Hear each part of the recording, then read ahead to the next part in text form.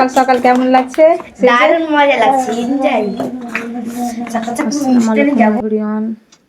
Good morning. আবার সকাল সকাল নতুন ব্লগ নিয়ে চলে এলাম। আর আজকে সকালে এসেছি। আজকে আমার মেয়েদের স্কুলে অনুষ্ঠান আছে বলে ওরা সকালে উঠে গেছে।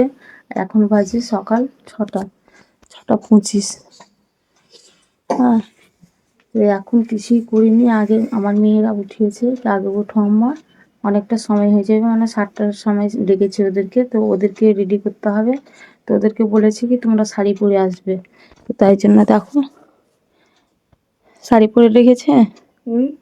শাড়ি পরে রেখেছি স্কুলে, শাড়ি পরে রেখেছে, তাই উঠে গেছে।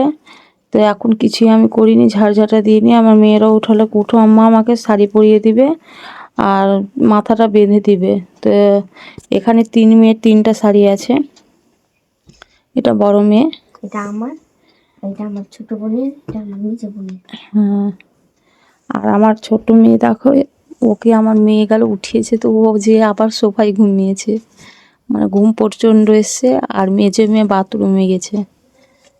তো এখন দেখো ওদেরকে সাজাতে বসেছি। হ্যাঁ, এখন অনেকটা সময় লাগবে। এখানে দেখো ওরা সাজার জন্য সব কিছু নিয়ে নিয়েছে, সব ছিন্নি মিন্নি হয়ে আছে। এখন সাজাতে এখানে মানে ওর মুখ ছিল না, ব্লাউজের মুখটা লাগিয়ে দিয়েছি। আর এখানে সব মালা গয়নাগাটি সব আছে এখানে।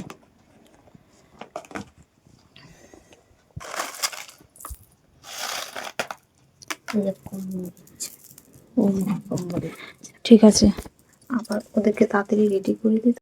এখন ওদের মাথা বাঁধা হয়েছে, এখন কিছুই হয়নি। তো মাথাটা কিভাবে বেঁধেছি সেটা তোমাদেরকে শেয়ার করব। মাথা বাঁধা হয়েছে, এই এক মেয়ে, এটা এক মেয়ে, আর এটা বড় মেয়ে। ধরো চিড়ি করবো, সকালে মাথা বেঁধে নিয়েছি, এবার ওদেরকে তৈরি করতে হবে। তাড়াতাড়ি করো, অনেকটা সময় হয়ে গেছে। দেখো 7:30 বেজে গেল। তাড়াতাড়ি তো করছি, 3জনকে একসাথে রেডি করছি বলতে। মাথা বাঁধতে তো আধা ঘন্টা লেগেছে। হ্যাঁ, মাথা অনেকক্ষণ লেগেছে। এই যে এখন সাজাচ্ছে, দেখো অনেকটা সময় লাগছে। একটা হাতে 3জনকে সাজাচ্ছে। কোন সকালে আমরা উঠেছি, কোন সকাল থেকে এখনো 4টার দিকে, আমি উঠেছি 5টার দিকে। সব নিয়ে বসেছি দেখো। তোমার এই যে দেখো এখন উঠলো, এখন এই যে দেখো কত কিছু নিয়ে বসেছে। দেখো আমি এটা ফাইনালি চিড়ি পরে নিয়েছি। এই যে আমার এটা চিড়ি, এটা আমার চিড়ি, আমি এক হাতে আমি পরে নিয়েছি। ফাইনালি আমার মেয়েরা রেডি হয়ে গেছে, দেখো তৈরি হয়ে গেছে। আর এই মেয়েদেরকে দেখো, আর আরেকখানা মেয়ে দেখো, ওদের পিনটা শুধু বাকি আছে, এবার পিনটা করে দিব।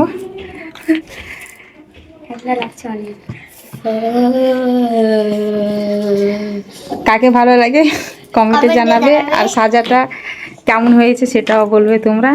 আর এখন শাড়ির পিনটা করিনি, শাড়ির পিনটা করবো, তাই জন্য হাতে সিট্টি পিন নিয়ে নিয়েছি পিন করার জন্য। তো ওটাই শুধু বাকি আছে, সব কিছু হয়ে গেছে। তারপরে বের হয়ে যাবে। এবার পিছন ঘুরে দেখাও তো। হ্যাঁ দেখো, 3 মেয়েকে সাজিয়ে দিয়েছি, আর আমার ফুচকু মেয়েটা ঘুমিয়ে আছে, সেটা তোমাদেরকে শেয়ার করি। এখানে আমার ফুচকু মেয়েটা দেখো ঘুমিয়ে আছে।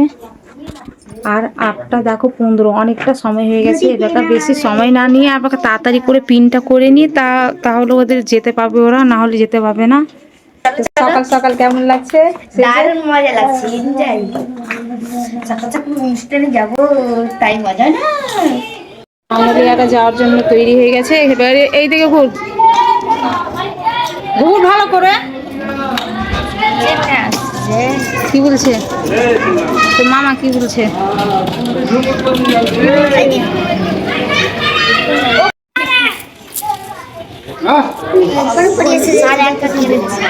তো যাওয়ার জন্য এরা সব তৈরি হয়ে গেছে।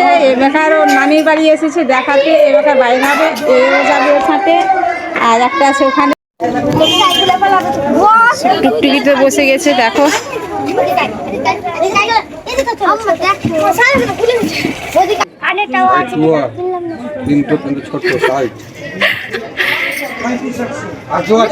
হাই কর, হাই।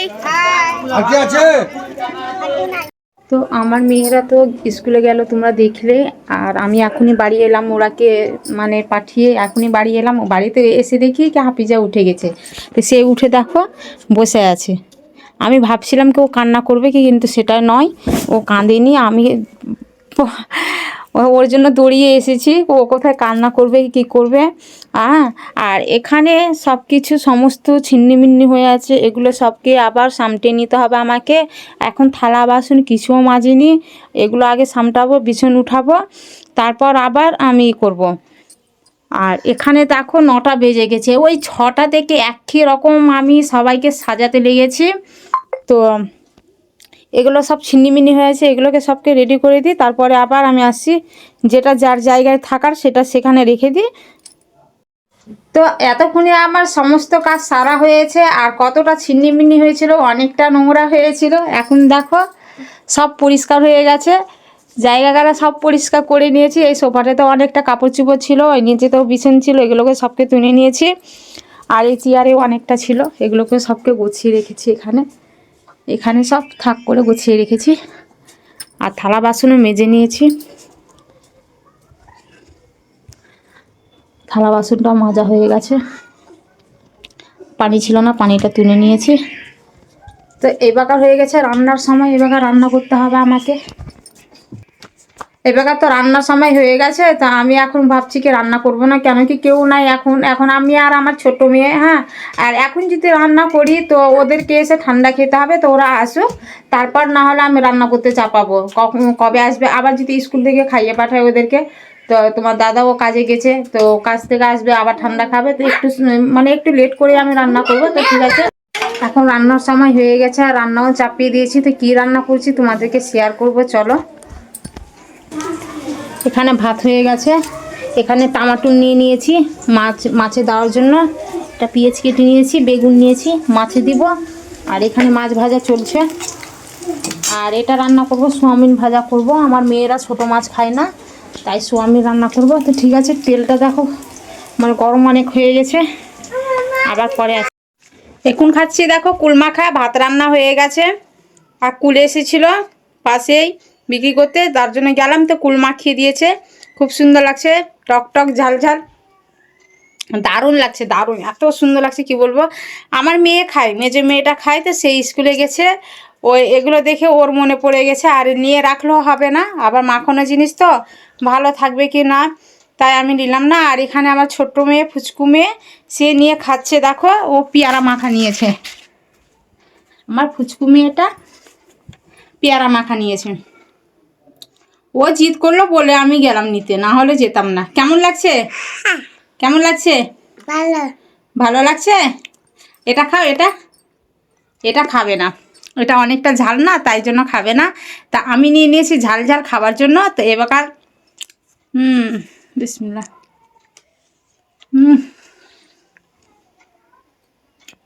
দারুণ, তাড়াতাড়ি খেয়ে নিই, আবার সামলাতে হবে রান্নাঘরটা। রান্না হয়ে গেছে, আমি দেখাতেও পারিনি তোমাদেরকে, সেটাও দেখাবো। আর সামটিয়ে নিব তাড়াতাড়ি, আমার মেয়েরা তো স্কুল থেকে এখনও আসেনি। তো ঠিক আছে,